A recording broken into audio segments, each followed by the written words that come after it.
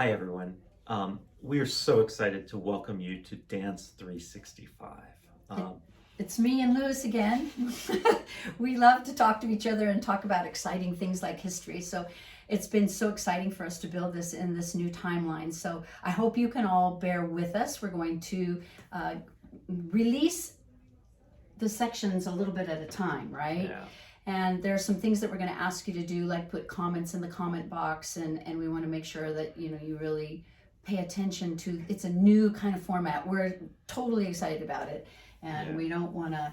So we listened to students. Students said they wanted this class online. We had this opportunity to suddenly flip this class online. So you are the guinea pigs. This is our experiment. And as Dolly said, we're so excited with this new platform and some new ways to develop and deliver our dance history class. One of the things that we thought might be really exciting for you is you're the dance historian. Yes. So we're going to stimulate you to, hopefully, by the things that we put together online, to go, oh, yeah, I want to research that a little bit. And so we want to motivate you to be part of history. Now, show them your roots. So, yes, show them the roots. So, this is a plant, okay? And let me take the plant out, and you see that here we have its little planter.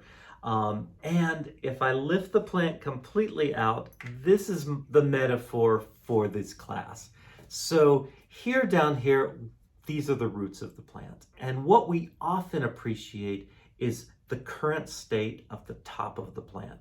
But when this plant grew, it really needed to develop out of its roots. It came up, it needed to see the light up here, and then hopefully it blossoms. So what we're excited about, and We're so excited. We said that like 7 times. What we're excited about. we're excited because we're looking at the roots of dance. We're looking at where it began. We're looking at how it's been used and how it flourishes. And you are the future. So as the future of dance, you're going to blossom into something that is next. What I often think is you can't go on to the next thing unless you know where you've come from. You need to know your roots. Yeah, I think it's really exciting to be able to have an opportunity to be part of something like that, to be part of the foundation of this course, or a foundation of not just dance history, but we found like art history, right? It's all And connected. even the history of how dance in the courts began, and how then it kind of how it transcended into being in a proscenium theater. And just there's some beautiful images in this course, and I'm happy that it was a little bit like scrapbooking. I really enjoyed it so much, being able to do it. And Lewis had found this really wonderful thing, Satori. That's what it's called. So you're going to be clicking in and out, going to Web Campus, coming out of Web Campus. So what we're building is we're building the course in a digital platform called Satori. And Satori is a tool, it's a timeline tool. So it's going to allow us to organize YouTube clips. It's going to allow us to organize text, video, pictures. All of these things can come together. Satori in Latin means to come together. So we're bringing in these elements together and we're presenting them to you. And as Dolly said, we want you to be the historian. So we don't want to just give you a bunch of details and then give you a test and say, tell us all the facts that you learned. We want you to get fascinated with history, and we want you to go research the history and dig up and take these ideas where you want to take them.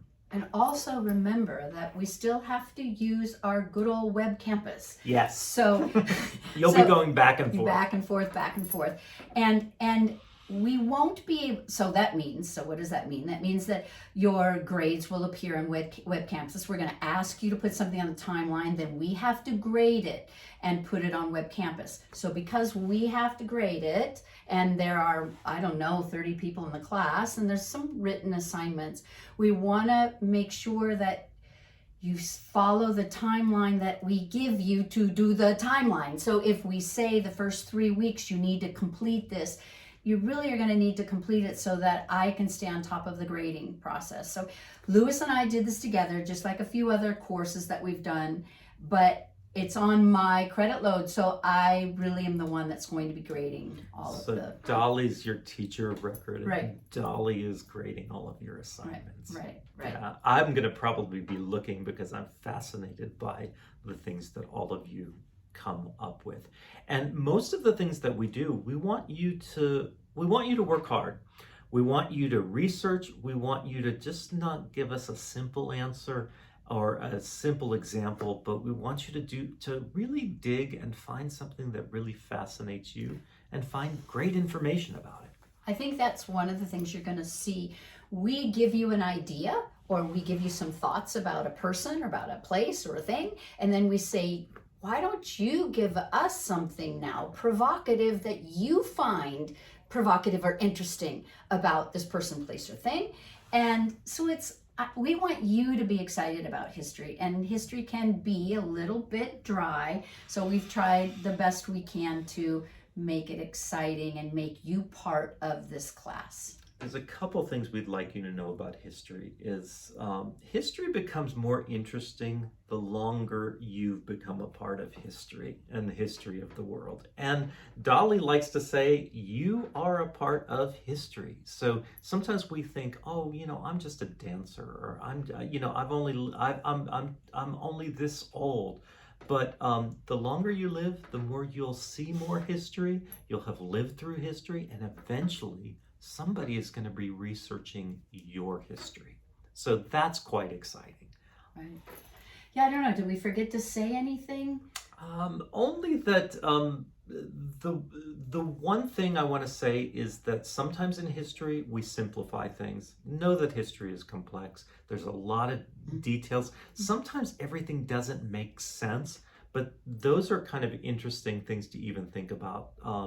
The other thing I like to think about history is that sometimes we look at history through our contemporary eyes. So we'll look back in time and we'll think, how could it have been like that? Because we would never do things like that today. Well, they didn't have cell phones. They couldn't text. No. How could they even function, right? So I think sometimes part of our goal with history is to look back, but also to think, what was it like back then? And it's also fascinating to see that the roots, the things that happened with ritual and ceremony and the early parts of dance, they still exist today. We still use them. We still find examples of them. So dance has been around forever. That's one of the wonderful things about it. It's been around as long as there have been human beings. So it's exciting to look at them. And it's so thrilling for me to be able to share all the different styles of ballet too.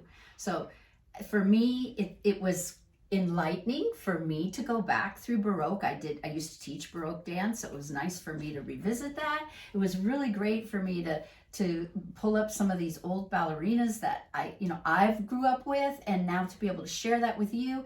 It's important for that to live on, and we need to keep on keeping on with developing the history. Yeah.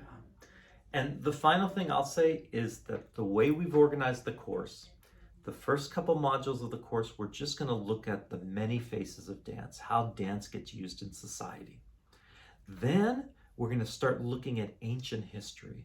Dance in ancient Greek, dance in ancient Rome, dance in Africa, ancient Africa, dance in the East, in Japan and Korea. So we'll look at those periods of dance. Then we will get to the gem of history here that we'll look at is the birth of ballet. Mm-hmm. Mm-hmm. Ballet in the courts. So how that, and then the final part of the course, we're getting you ready for Dance 465, which is where we get into the 20th century and the 21st century. Thanks, Louis. Thanks, everybody. Welcome to Dance History 365.